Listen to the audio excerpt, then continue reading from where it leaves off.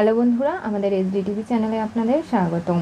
আমি দীপিকা চলে এসেছি আপনাদের জন্য অনুরাগের ছোঁয়া সিরিয়ালের আপডেট নিয়ে। হঠাৎ করেই দুজন লোক মুখে কাপড় বেঁধে দীপা সূর্যর ঘরে ঢুকে কিছু একটা খোঁজার চেষ্টা করছে। তখনই হঠাৎ রূপার ঘুম ভেঙে যায়। রূপা হিংসুকুটিকে ডাকে, বলে, দেখো ওরা কে ঢুকে এসেছে, আমি চিনি না ওদের, ওরা কে আমি জানি না। বাবা বাবা ওঠো, দেখো কে ঢুকে পড়েছে আমাদের ঘরে। গলার আওয়াজ শুনে লোক দুটো সোনারূপাকে বিছানা থেকে টেনে হিঁচড়ে নামায়। সূর্য বলে, ছেড়ে দাও ওদের, নিয়ে যাবে না একদম, ছেড়ে দিতে বলছি না। এই বলে গুন্ডাগুলোকে লাত মেরে ফেলে দেয়। সোনা তার মাকে গিয়ে ডাকছে, কোনোভাবেই দীপার কোনো জ্ঞান নেই। আবার রূপা তার মায়ের কাছে গিয়ে তার মাকে ডেকে তোলার চেষ্টা করছে। তখনই দীপার চোখ খোলে আর বলে, এসব কি হচ্ছে, কে আপনারা, কেন এখানে এসেছেন? বল পেনড্রাইভটা কোথায় আছে, সেটা আমাদের চাই। আমার কাছে কিছু নেই, বললাম তো কিছু নেই। একদম কিন্তু আমাদের গায়ের কাছে আসবে না, বুঝতে পেরেছো? এই বলে সূর্য সেই লোকগুলোর কাছ থেকে ছুরি কেড়ে নেয় এবং তাদেরকে নানাভাবে সারা ঘর দৌড় করাতে শুরু করে। তাদের সঙ্গে মারপিট করতে শুরু করে, তাও সোনারূপা এবং দীপার গায়ে একটা আঁচও আসতে দেয় না। ভিক্টর কাকুতি মিনতি করছে, বলছে, আমাকে ছেড়ে দিন না, আমাকে বাড়ি যেতে দিন। ওরা যতক্ষণ না ফিরে আসছে তুমি কোথাও যেতে পারবে না, এখানেই থাকতে হবে তোমাকে। আমি আপনাদের তো হেল্পই করছি, বলুন, আমার দিকটা একটু বোঝার চেষ্টা করুন। কখনো বলবেন না যে আমি আপনাদের সঙ্গে জড়িত, তাহলে সব কিছু শেষ হয়ে যাবে। আর ওই পেন ড্রাইভটার মধ্যে কি এমন রয়েছে যার কারণে আপনারা এরকম শুরু করেছেন? ভিক্টরকে কষে একটা চড় বসায়, বলে, বেশি কথা একদম নয়, বকবক করে করে আমাদের কান ঝালাপালা করে দিচ্ছ।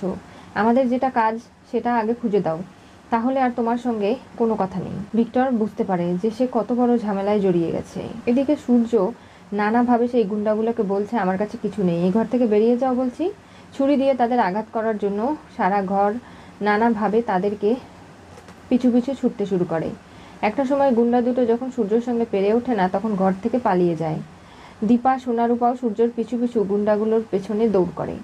এরপরে গুন্ডাগুলো সেনগুপ্ত বাড়ির মেন দরজা দিয়ে পালিয়ে যায়, আর দীপা সূর্যর গায়ের সঙ্গে ধাক্কা খেয়ে সেখানে পড়ে যায়। হঠাৎ দীপার জ্ঞান হারিয়ে ফেলে, কোনোভাবেই সে কোনো অবচেতনা নেই। সূর্য বলে, কি হলো, ওর কি হয়েছে, ও কি ভালো হয়ে উঠবে না? কি হলো গো, বলো না, ওঠো তুমি। দীপা কোনো কথা বলছে না। রূপা বলে, আমি জল নিয়ে আসছি, হিংচুকুটি তুমি দিদিভাইকে বাড়ির বাকিদের ডাকো। রূপা জল নিয়ে চলে আসে, তার মায়ের চোখে মুখে জলের ছিটা দেয়, কিন্তু কোনোভাবেই দীপা উঠছে না। সূর্য খুব চিন্তিত হয়ে পড়ে। এরপরে পরিবারে সোনা সবাইকে ডেকেছে, কারো ঘুম ভাঙছে না। তখন কাকিয়ার ঘরে যায় শেষ মুহূর্তে, গিয়ে কাকিয়া কাকিয়া বলে দরজা নক করছে আর বলছে, আজকে সবার কি হয়েছে, কেউ কেন উঠছে না? একবার ডাকলেই যেখানে সবাই টের পেয়ে যায়। কাকিয়া উঠে বিছানায় যখন বসে, দেখতে পারে সোনাকে। কি ব্যাপার, সোনারূপা না, কি হয়েছে কি, আমার মাথাটা ঝিমঝিম কেন করছে? দরজাটা খুলে সোনাকে ভিতরে নিয়ে আসে, বলে, কি হয়েছে মা, তুমি এরকম করছো কেন? কাকিয়া, দেখো না, মা অসুস্থ হয়ে গেছে, চলো মায়ের কাছে যেতে হবে তো। দাঁড়াও 1 মিনিট, এই জয়, উঠো না, দেখো বাড়িতে কি হয়েছে, আমাদের উঠতে হবে তো, চলো। কি হয়েছে? সবাই মিলে বাইরে এসে দেখতে পারে দীপা মেঝেতে পড়ে আছে। কি হয়েছে? দীপা কেন উঠছে না, ওর কোনোই শরীর খারাপ করলো নাকি? সূর্য তখনই ছুরি নিয়ে সবার দিকে তেড়ে যায়। কাকাইয়ের গায়ে ছুরির আঘাত করার চেষ্টা করে, বলে, শেষ করে দেবো বলছি।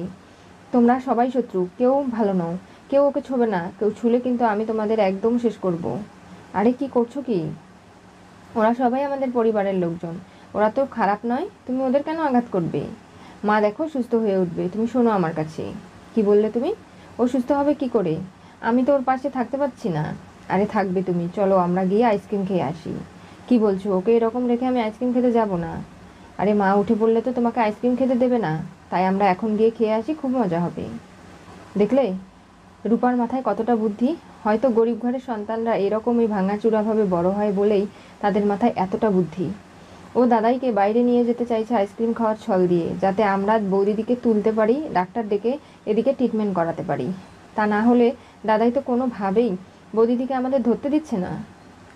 ঠিক আছে, আমি যতক্ষণ না আসছি তোমরা কিন্তু ওর গায়ে হাত দেবে না। আমি এসে তবে ওকে সারিয়ে দেবো। ও ততক্ষণ ঘুমোচ্ছে, ঘুমোক না।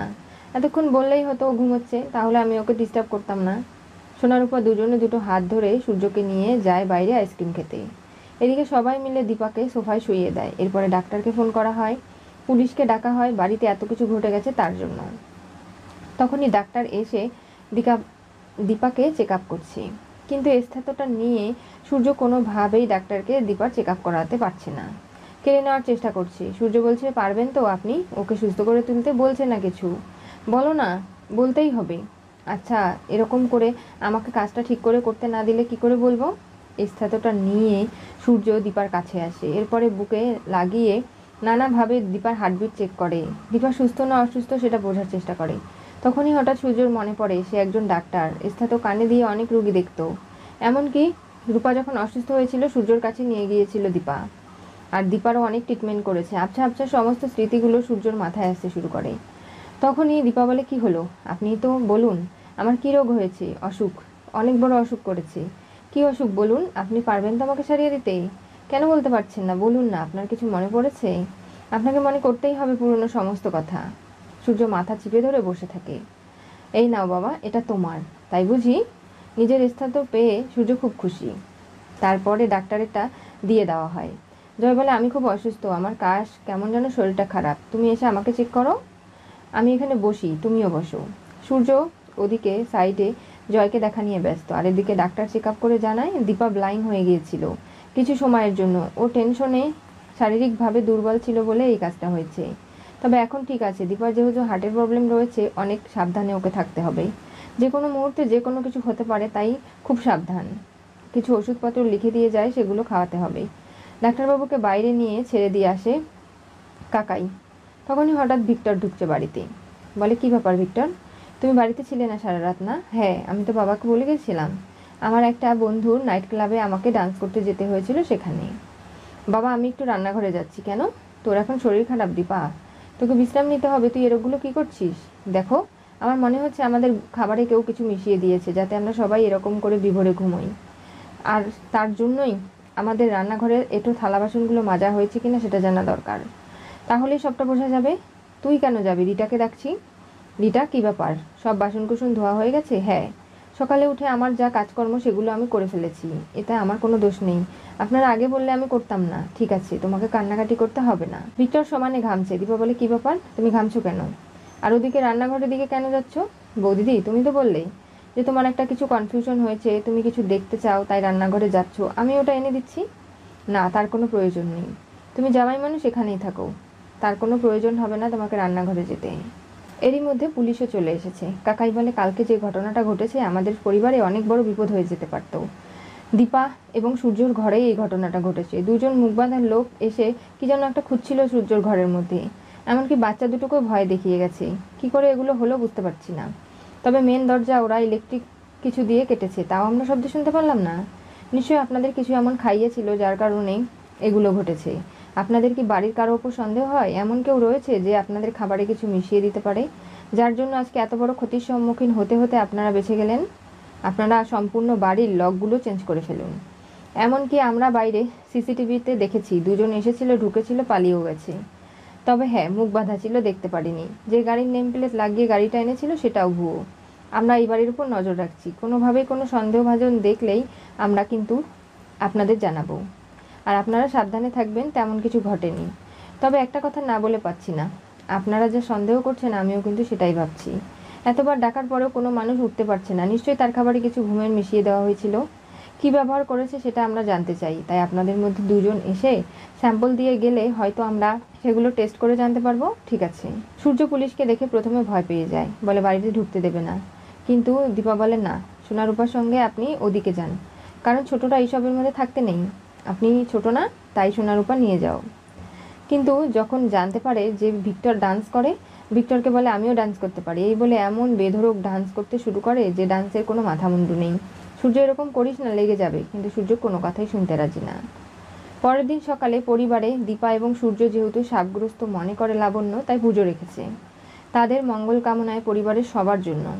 হঠাৎ করেই সবাই সাদা শাড়ি, লাল পাড় পরেছে, সুন্দর করে সেজেছে। সবার সিঁথিতে সিঁদুর রয়েছে লাল লাল, কিন্তু দীপার নেই। এটা নিয়েই হুলস্থুল কাণ্ড শুরু করে দেয় সূর্য। বলে, তোমাদের আছে সিঁথি ভর্তি লাল সিঁদুর, তাহলে ওর কেন নেই? আমি ওকে পরিয়ে দেবো। এই বলে সিঁদুর কৌটো নিয়ে দীপার কাছে ছুটতে শুরু করে। যখন সবাই মিলে বাধা দেয়, তাও সূর্য শোনে না। এমন জোরে সেটা ঢিল দেয় যে দীপার সিঁথিতে গিয়ে পড়ে, আর দীপার সিঁথিতে সূর্যর হাত থেকে সিঁদুর উঠে যায়। ঠিক সেই মুহূর্তে সেখানে দরজায় এসে সেনগুপ্ত পরিবারে ইরা দাঁড়ায়, নিজের স্ত্রীর অধিকার নিয়ে। সবাই ইরাকে দেখে অবাক হয়ে যায়, আর দীপার এই পরিণতি দেখে সবাই খুব কষ্ট পাচ্ছে। ইরা তার বউয়ের অধিকার নিতে সূর্যকে এসে ডাকে, বলে, ডাক্তারবাবু, আমি তো ফিরে এসেছি। আপনি বুঝতে পারছেন না স্যার? আপনি আমাকে বিয়ে করে এরকম করে ফেলে দিতে পারেন না। কি হতে চলেছে অনুরাগের ছোঁয়া সিরিয়ালের পরবর্তী টুইস্টে? দীপার মাথায় সূর্যের হাতের সিঁদুর উঠল। ইরা এসে হাজির হলো স্ত্রীর অধিকার নিয়ে সেনগুপ্ত বাড়িতে। আজকে দীপা পেপারে বিজ্ঞপ্তি দিয়েছিল ইরাকে খুঁজে বের করতে। তাই ইরা সশরীরে এসেই বলে যে সে বেঁচে আছে, তার কোনো ক্ষতি হয়নি। সেই ডাক্তারবাবুকে এতদিন ধরে খুঁজছিল, তাদের একটা অ্যাক্সিডেন্ট হয়েছিল। আর এই সমস্ত কথা শুনে সবাই অবাক হয়ে যায়। দীপার স্মৃতিতে আবারও সিঁদুর পরানো দেখে ইরা রেগে যায়, বলে আপনি আমাকে ছেড়ে আর খুঁজে না পেয়ে অন্য আরেকজনের স্মৃতিতে সিঁদুর পরিয়ে বিয়ে খেলছেন, এগুলো তো হবে না। সূর্য অবাক হয়ে যায়, ইরার কাছে সে যেতে চায় না, অবাক হয়ে ইরাকে তাকিয়ে থাকে। এরপরে কি ঘটবে জানতে হলে চোখ রাখতে হবে আমাদের চ্যানেলে। পাশে থাকা বেল আইকনটি অবশ্যই করে ক্লিক করুন।